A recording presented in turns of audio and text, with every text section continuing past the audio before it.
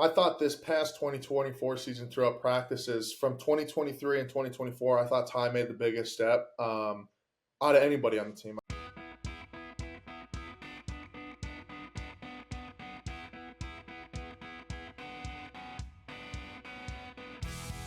Hey, welcome to Beat Everyone. I am Ben Flanagan with AL.com, and we got a special episode today. And helping me do this one is our good friend, AL.com sports reporter, Alabama sports reporter, I should say, Nick Kelly is joining us. And as you can see, we're welcoming a very recent former player for the Alabama Crimson Tide. It's number 81, tight end CJ Dippre, getting ready for the NFL draft. CJ, it's good to have you, man.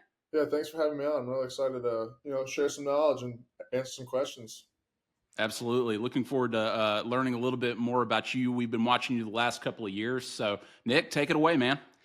Yeah, CJ, you're a Scranton, PA guy, so I want to kind of start there, specifically with the infamous or famous Iron Church that was built in the basement there. So your dad, Chris, is a former power lifter, right? And played football at UConn. I mean, just tell us about kind of how that gave you your start and just that upbringing you had in PA.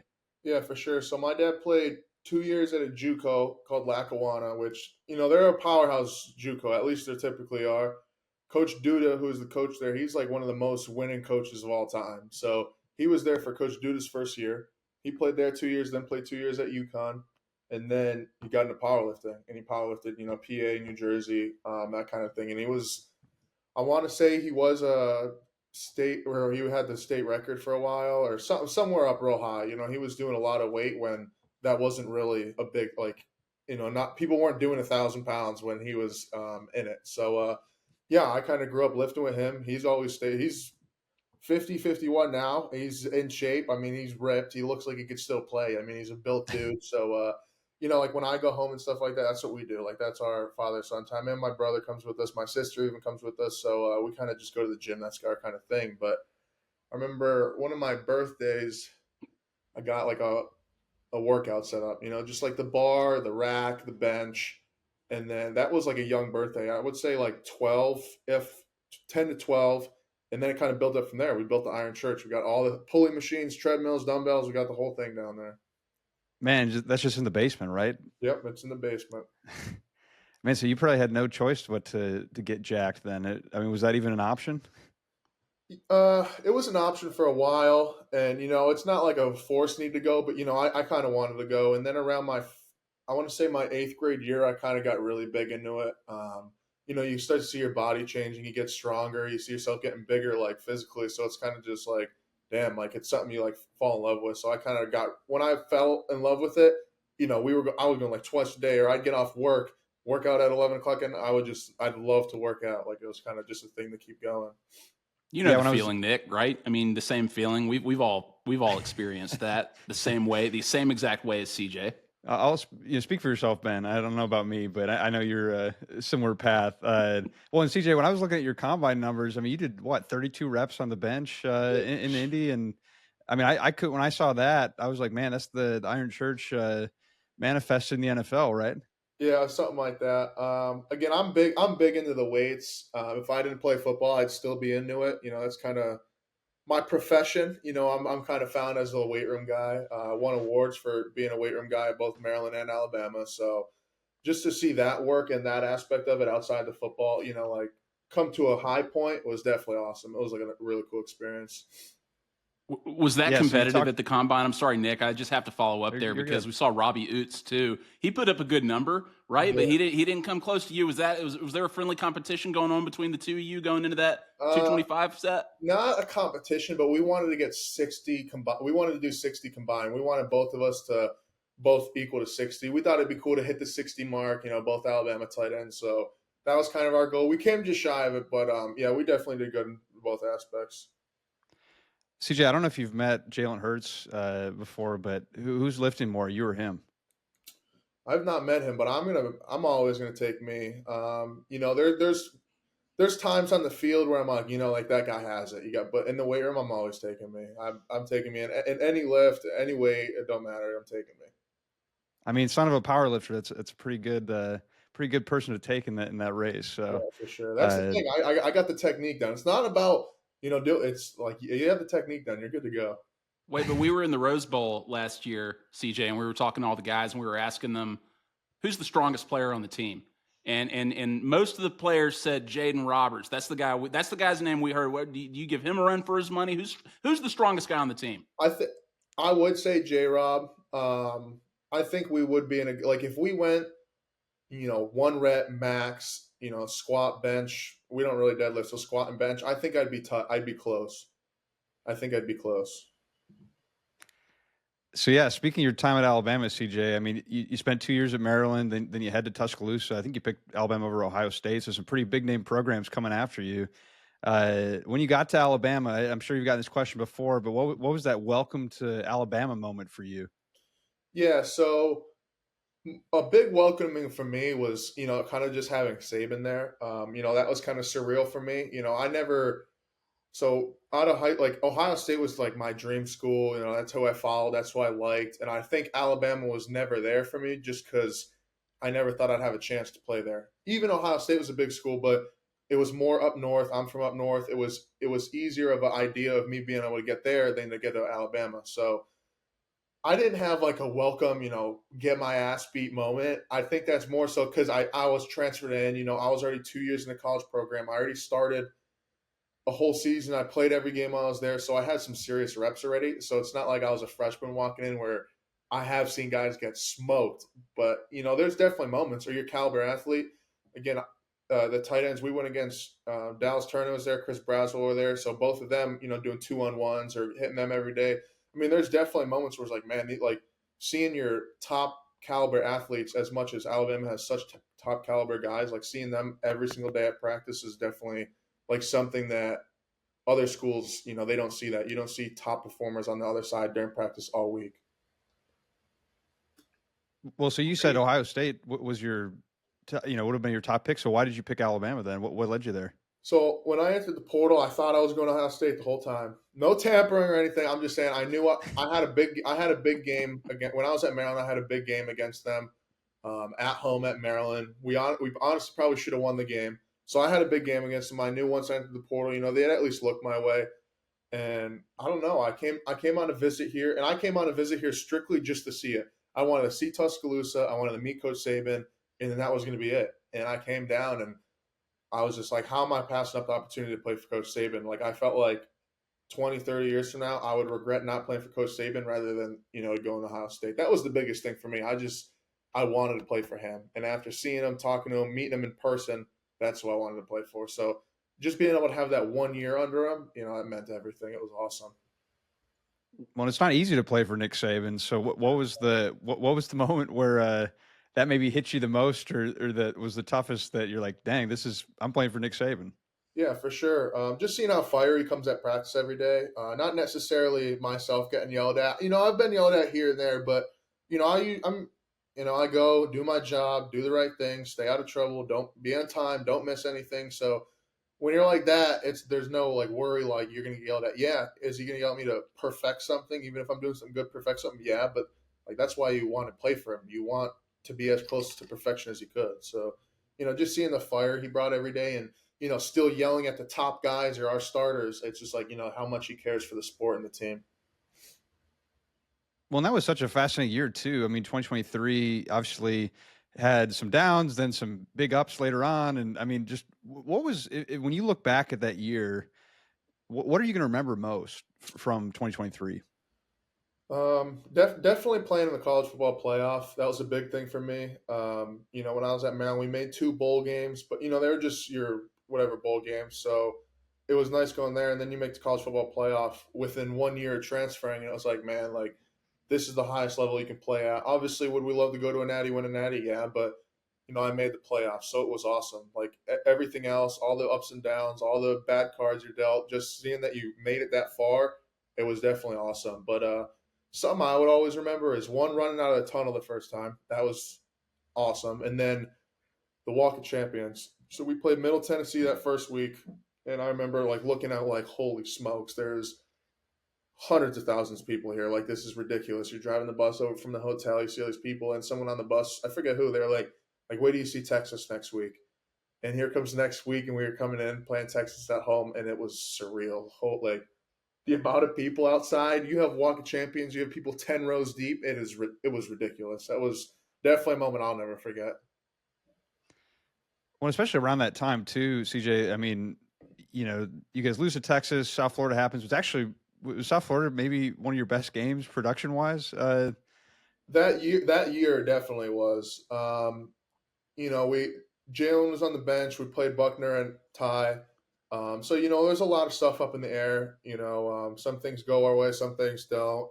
Yeah, Ty hit me on a deep pass over the middle. Again, that game was ridiculous. How much rain there was. I remember running when we ran into the tunnel. They called a delay off. There was like 4 or 5 inches of rain. We all had to change everything we had on. It was a nasty game. I feel like that was a beautiful ball that Ty Simpson threw to you in that game. Like, I mean, he obviously has a live arm, but what do you remember about that week, CJ? Like when Jalen obviously doesn't play in that game, they go to Tyler Buckner, Ty Simpson plays a little bit. Like, what can you remember about sort of like how you and how the team felt going into that game after Jalen had, for lack of a better term, been benched for the game? Yeah, for sure. Things like that, not to that extent, but things like that happen all the time. Week in, week out, some people get a lot of reps, some people don't. Obviously, you don't see as much as, having your starting quarterback out. But yeah, I think it was just a check to see, what else we have. It was not necessarily, Jalen did so bad in a Texas game or something like that, but just to see what else we have, see if there was a spark with somebody else. So, us changing another quarterbacks. Obviously, it was a rainy game. It was a tough game. We didn't do so good up front, counting the tight ends. The quarterbacks had a lot of pressure all game. So, I don't blame either of them quarterbacks for in the game for what they did. I don't think they did terrible, but yeah, it was a tough week. But it's just coming together and knowing what else we have to do. Defense, they obviously have to play great. Offense, we have to play great with another, commander and lead right there. So it's kind of just being able to lean back on your training and know what you have to do. Yeah, and then fast forward to the end of the season. I mean, did you have any inkling the last few games or as things were going that might be it for Nick Saban? I did not.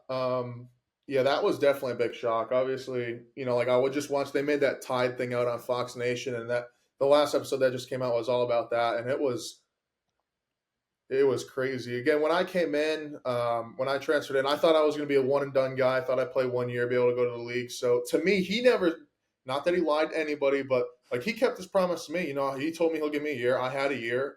So I'm grateful for that year. But I was just thinking, like, we're in that team meeting, and obviously it's a shock. But in the bigger picture, I'm like, wow, this is all these freshmen's first team meeting, and he just retired. I remember just leaving there, like thinking I'm going to call my mom and dad, and they're not going to believe me because it didn't hit the media. It hit quick, but right after the meeting, I'm like, they're not going to believe me. There's no way they're going to answer this call and believe me that's Saban. And I'm a joking guy, so whatever. But I'm like, man, they're not going to believe that this happened. It was crazy. Even after, I thought maybe if we won the national championship, he would have retired. Even I didn't think anything was going on, but I thought if we won it, he might have been done, left it at the high. We still made it to the playoffs. It was still a good season, but yeah, it was shocking.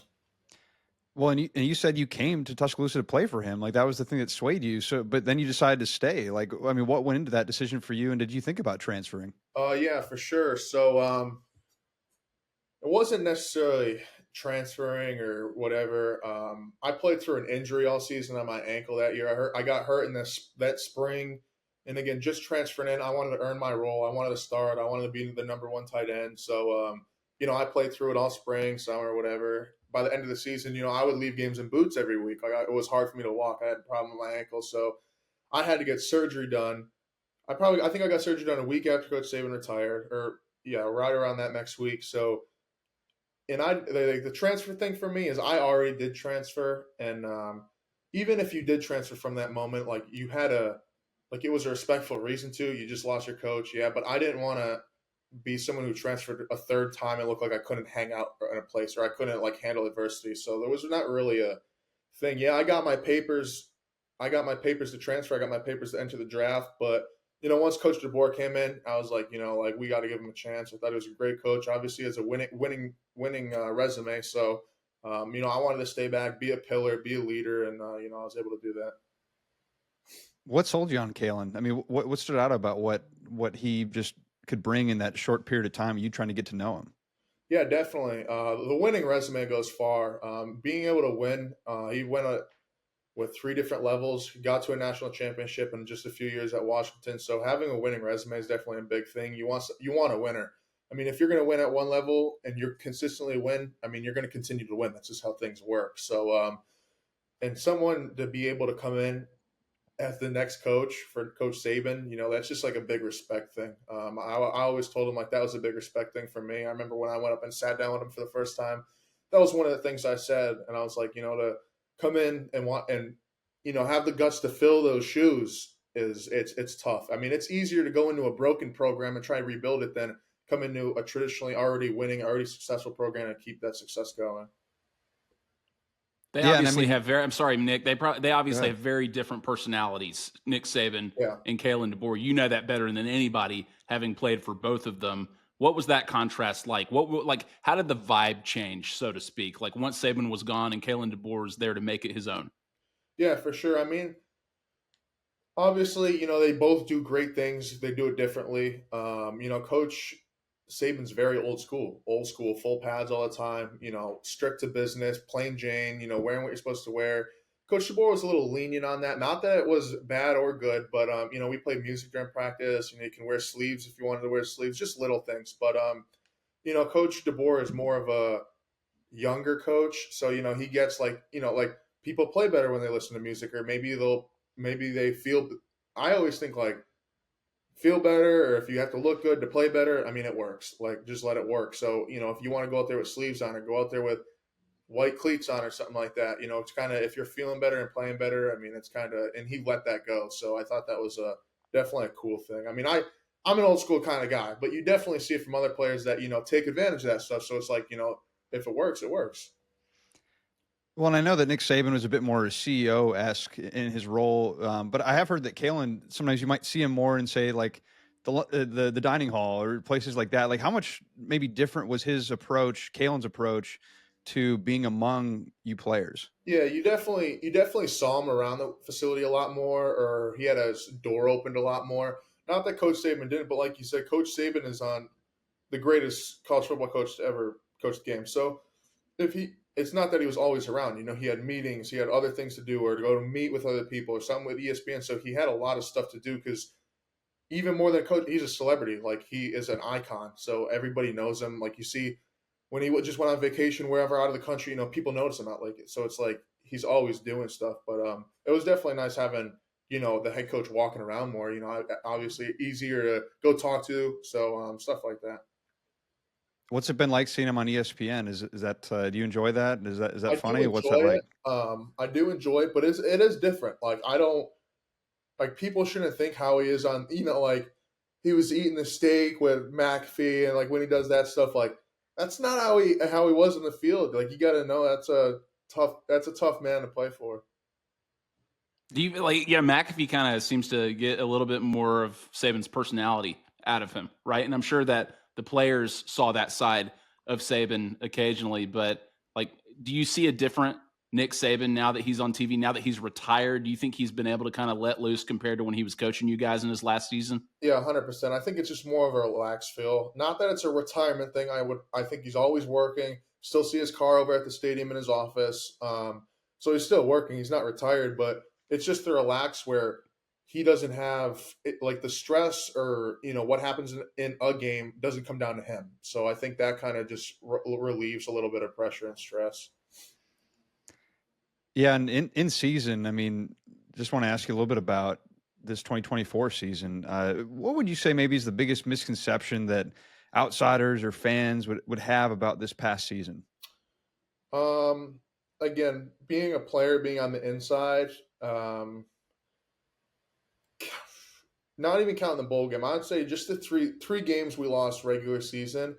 I put that all, including myself, all player. I don't think we lost from just terrible play calling all game or terrible coaching or anything like that. I think that's a big thing. I think everyone looks to blame a coach or blame something where I was like, man, like we lost this game or we had so many opportunities to do what we needed to. I mean, when it comes down to it, even when Coach Saban was there, like they don't like the coaches don't play the snaps. They're going to put you in the best positions they could, but they've never stepped foot on the field. Like they're not the ones who have to actually do it right. They're going to coach you how they want you to do it and coach you to do it to the best you could. But, when it comes down to it, I always think wins and losses, like it comes down to the players. Yeah, there might be a play call or something messed up here and there, but I mean, that might be like 5% of, your play calling, if 5%. So, I mean, I think it always comes down to the players. So I think that's a big thing where, a lot of the, hmm, a lot of the bad stuff gets pointed to the coaches where it really is, it's not all their fault. Yeah, so looking, I mean, to 2025, obviously you won't be part of the team, but how would you say those guys can improve on or fix those things that you think were issues with players last year? Yeah, definitely. Just being confident, I think it's just like a big self-confident thing. And definitely being like as player-led as you could, but deeper than we were last year. I think we had a good player-led team last year. We had a lot of really solid leaders, but I still think there was times where you know, people were taking the rules and bending them maybe a little too much. Not wearing the right stuff to practice, not doing this, not doing that. So just those little things add up. If you're going to do something half-ass, it's going to show up on the field like it always does. If you're not going to take a Tuesday practice serious, it's going to show up on Saturday. It's just how it works. So, just holding everybody to the standard, getting that standard back, and being accountable for your teammates is definitely a big thing that I think they are doing well from what I heard so far, and I think they will do better. People are going to miss you, man, at the tight end position. I know that Josh Cuevas, he had some great reps last year, and people are looking forward to seeing like what kind of leap he certainly takes at the position. I mentioned Ty Simpson earlier, right? And all eyes are obviously on where does Alabama go at the quarterback position. You've played with Ty Simpson, you've played with Austin Mack. Obviously, Keelan Russell is coming in there now. What do you think right now of that position? Like, what have you heard? What have you seen? Like, do you think Ty Simpson's ready to take the next step? Yeah, 100%. I thought this past 2024 season throughout practices from 2023 and 2024, I thought Ty made the biggest step out of anybody on the team. I think he, stepped up and again, he played second string quarterback, and to play second string quarterback as how much he led was big. Not a lot of people are going to sit there and lead. Like you see Archie does it. He does the same thing. He's good at that position. He, always wants the best for the starter and stuff like that. So I think that's a big thing that is going to lead into this season. Just the confidence, the leadership, the accountability that he's going to be able to bring to the team. I think he's going to be really good. Austin, I played with Austin for a year. Definitely he came in young. Obviously, came in with the steps, so he knew the playbook really well. He's definitely a talented kid, has a lot of potential. Russell, I don't. Again, I know how good he is supposed to be and stuff like that. I have not watched this film or I haven't been to a practice, so I don't know a whole bunch about him. But I'm sure to get to this level, to get to Alabama out of high school, I wish I had that opportunity. So I know he's definitely gonna be a good player when his time comes. Yeah, and just the staff that is around those guys. I mean, they brought in Ryan Grubb, obviously, but the other guys that were there. How much are they going to set those quarterbacks up for success based on just Kalen? You have Nick Sheridan, Mitch Dolan, who works with quarterbacks. Like, just how do those guys set them up for success, and how will they help them? Yeah, for sure. So, I mean, I'm going to go through, Coach Ellis was our tight ends coach. He was an offense coordinator before. Coach Sheridan is a true quarterback. He played quarterback. He's a true quarterback guy. He was obviously offense coordinator last season. So, just having those two guys be able to, kind of share information, offense coordinator wise, be able to help the quarterbacks as much. Coach Ellis played quarterback as well. So, I think they're in really good hands. And I think Coach Sheridan can really press the quarterback points and, quarterback coaching now that Coach Grubb's back for OC, so it's a little less on his plate. So I think that the quarterbacks will definitely thrive. Yeah, no, some good insights about Alabama, CJ, and appreciate that. But we're going to be watching you in the NFL as well, and kind of following you. I mean, I just want to ask you a little bit about draft prep and things like that. I mean, what is your pitch? I'm sure you've been asked this before, but what is your pitch to NFL teams why they should draft CJ Dippre? Yeah, definitely. I think just outside my football play, for one, is just the character. I like to. I'm a pretty social person. I'll talk to anybody. I would say I'm a very good locker room person. I would think all my teammates would say I'm good in the locker room. Like I said, I like to bust balls, make jokes. Kind of just ease the tension of what's really going on. I mean, it's tough to like mentally. It's harder mentally than physically to play this sport. Like you have to be strong mentally and just easing that tension when tension is okay to be eased. Obviously, business is business, but I think that's a big thing to the character I have. And then football wise, again, I would say I'm the best at least in college, I was the best blocker in college football as a tight end. So, I played around 800 snaps this last season. I probably gave up 20 some tackles, and my guy make at least touch in the back. So, or the ball carriers. So that definitely something I hold, proud. And blocking that C gap is not easy. Again, if you watched our film and see how me and Robbie were able to do it, sure, it may look easy, but it is a willing and grit and tough thing to do. So just being able to do that against, again, I consider the SEC. I played in the SEC Big Ten. I think the SEC is the best conference in college football. Did not show it this season. SEC had a rough last season, but I mean the week in week out competition and against your top guys is definitely it's awesome to be able to succeed at a high level in the blocking game against those guys. Yeah, I know Alabama's going to miss you and Robbie, and frankly, anyone who enjoys good blocking enjoyed watching some of that tape of you guys. So, now, who would you say? I mean, people love comparisons. Do you have an NFL comp or a guy that you think you play the most like? He could be playing in the league now, or a Yeah, past I guy. mean, I wouldn't say like I mirror or mimic anyone's game. I kind of just go and play and try stuff, do stuff. But like that currently plays is like a Kittle. Just how much pride he takes in the run game. I feel like that's kind of me. He's laughing when he gets knockdowns, does this, does that. I think he plays really well, really strong in the run game.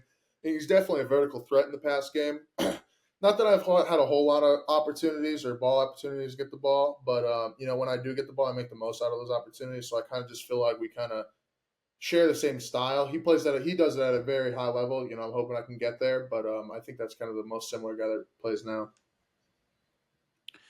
All right, CJ Dippre, when we have the opportunity to talk to somebody who played at Alabama, we've had the good fortune of doing that fairly recently, but nobody who has been as recently involved with the program as you. We like to do a little bit of a lightning round in the last couple of minutes that we have with you. I think you're going to enjoy this. Those will be easy answers for you. Some of them are going to be really hard answers. So we'll see how you do. How this compares to NFL interviews and the combine and playing at the highest level. We'll see what you think of that. Okay. First question in the lightning round here, CJ.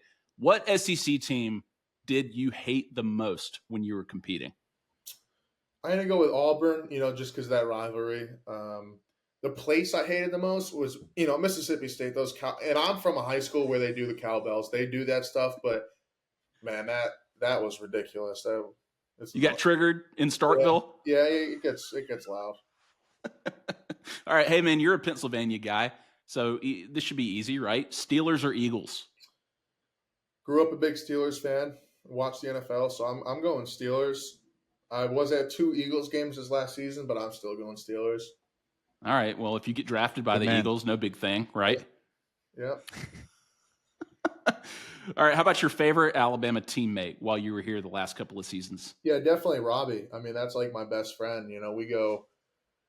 We go back. I mean, only 2 years, but it's like I've known him my whole life. We're really close. We play the game the same way. We play violent. We play vicious. So just having someone like that who shares the same love of ball and the same style of ball as me is definitely awesome. Pretty elite facial hair too, right? I mean, did you guys Very compete? elite. I wish I could get a mustache like that. I've tried. I can't grow it right in the middle. I can grow it on the sides. Can't grow it in the middle, but I wish.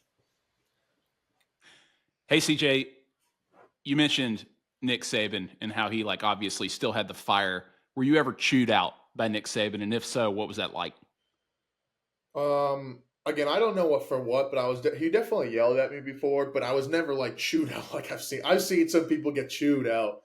I've definitely yelled at to do things better, but I mean it's intimidating for sure. I mean you have the best ever yelling at you, but I mean it's definitely it's like a love, like a coach player love, like he wants you to do it for the best. It's not like he just wants to get on someone's butt. Okay, CJ, toughest teammate to go against in practice. I'm going to go with the pass game, and I'm going to go with Keon Sabb. I said at the combine again. I think he's one of the best He's definitely the best defense player I've ever played in the pass game. I don't have to block him, but he is very good zone man coverage. He can do it all, and he disguises it really well. Yeah, I mean, I thought that dude was going to be the best player in Alabama history when he got 2 picks in his first game. He's an absolute stud. I'm excited to watch him again this year. Yeah, here's hoping he's able to stay healthy in 2025. He was really fun to watch last year. CJ, favorite game while you were playing at Alabama?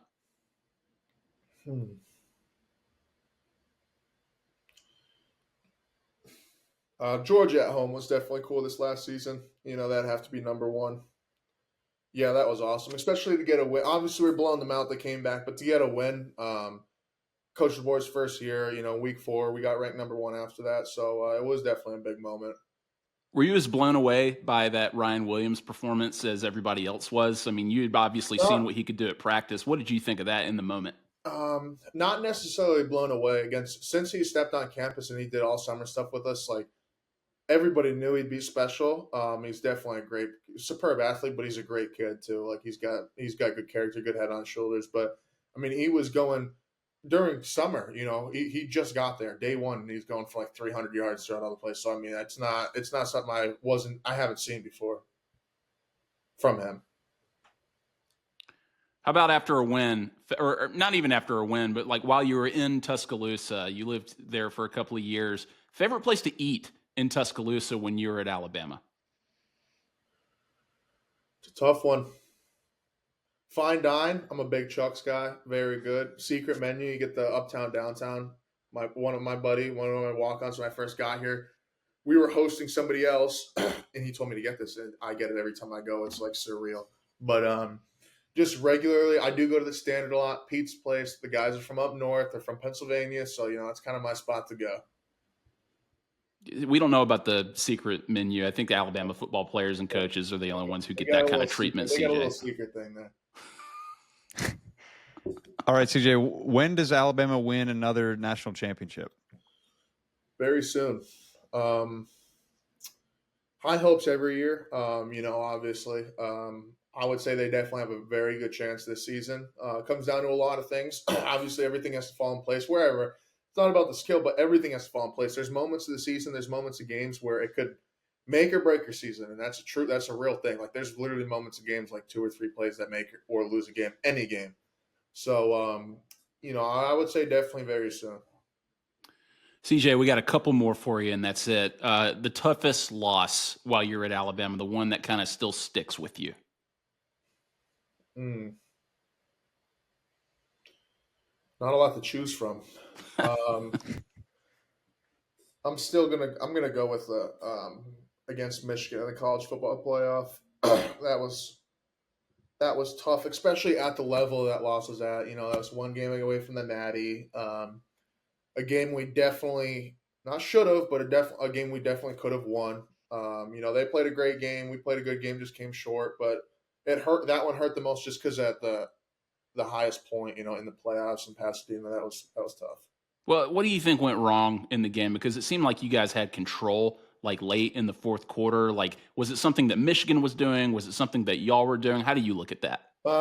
Yeah, I mean, kind of both. Things that they were doing that we weren't doing good, or vice versa. We were doing good, they didn't do good. There was points of the game where, you just got to make plays need to be made. Like the last play, there's so much that goes into it. There's no blame through anybody. So, not even that play. It shouldn't even have came down to that play. That's why I think that play shouldn't be as harped as much. It shouldn't have even came down to that. So, just points of the game where we needed to play better as a team. All right, CJ, we're not going to end it with a downer question there. The last question here is, if you had to pick one moment, one thing from your time at Alabama, your favorite football memory since you were in Tuscaloosa.